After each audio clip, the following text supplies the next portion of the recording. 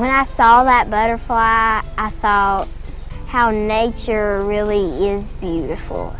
I think that we should really try to take care of that so all children can really experience that feeling.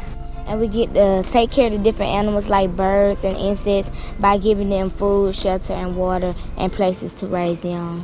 It's fun learning in a schoolyard habitat because if you're just sitting in class and looking at pictures, you don't get to experience what you're learning.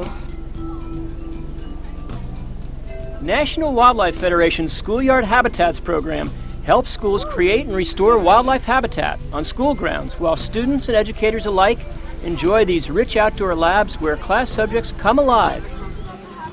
Hi, I'm Craig Tufts. I'd like to invite you to join the thousands of teachers, administrators, community volunteers, and youth involved with schoolyard habitat programs across the country.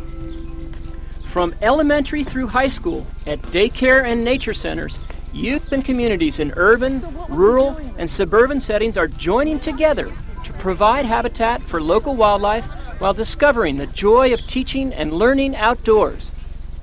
National Wildlife Federation's Schoolyard Habitats program supports school communities interested in attracting local wildlife with food, water, cover, and a place to raise their young. These habitats become living classrooms, integrating all subject areas including natural science, math, and English. And they provide learning opportunities for all students. Habitat loss is the greatest threat to the grand variety of life on Earth. But no matter where we are, we can take simple actions in our daily lives to make a positive impact on our local environment. Schoolyard habitat projects sow the seeds of environmental stewardship in the hearts of our youth while improving academic achievement and heightening their enthusiasm for learning. I'm an insect man. I like insects a lot, but you gotta look at different things too. You gotta learn about birds and frogs and stuff like that. So it's a real learning process. There are different habitats and we can study each one. We can study where it's dry, we can study the pond, we can study all the plants, so we get to study the animals, and it's really fun. As a teacher, you know that children have different learning styles. So the habitat is a concrete, hands-on, minds-on way to make learning fun for all students. When I can look at a child's face and realize they're not understanding what I'm talking about, I can take them outside and show it to them. And when they can touch it and they can hold it, they've got it. They've got their understanding. National Wildlife Federation provides materials and workshops that help you plan and implement a schoolyard habitats project. We also provide resources to help educators use their schoolyards to meet and exceed required curriculum standards across all subject areas. They gave us workshops for the teachers, gave us direction in terms of bringing our quest for the habitat into existence. I didn't realize there was such a thing as an outdoor classroom or a wildlife habitat, and it was through that first literature that I got that I said, wait a minute, there's a plan here. There's somebody out there that's going to help us. No single teacher or no single educator or parent should go it alone on this type of project. The most successful projects involve a wide variety of stakeholders, including community members. And when the school community works together, schoolyard habitats projects thrive. The children and parents are helpful, but having people from the community is so important because they know where the resources are.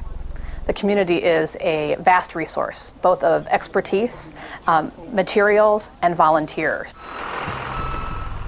Business and local groups welcome the opportunity to give resources to help the environment and schools. People in the school can be a resource too, and people in the community, once they hear about the project, want to get more involved. There's a lot of help within the community to complete a project like this. The key to a successful schoolyard habitats project is forming a habitat team of teachers, staff, parents, administrators, and volunteers. And the most important element, students.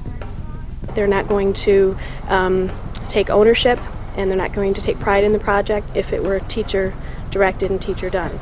The Habitat team in any schoolyard habitats project is the driving force behind the vision and the implementation of their project. From day one, before anyone's even stepped outside to consider the possibilities of their schoolyard, those students need to be involved. Every step of the project provides many opportunities for hands-on teaching and learning.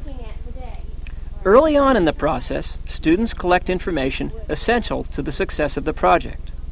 Through a series of exercises that range from creating a vision statement to performing a site inventory, students sharpen skills and meet curriculum requirements in writing, math, art, and science.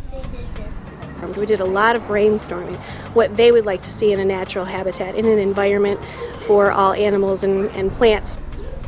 Our teacher told us to design somewhere where we'd like to learn about science more for class.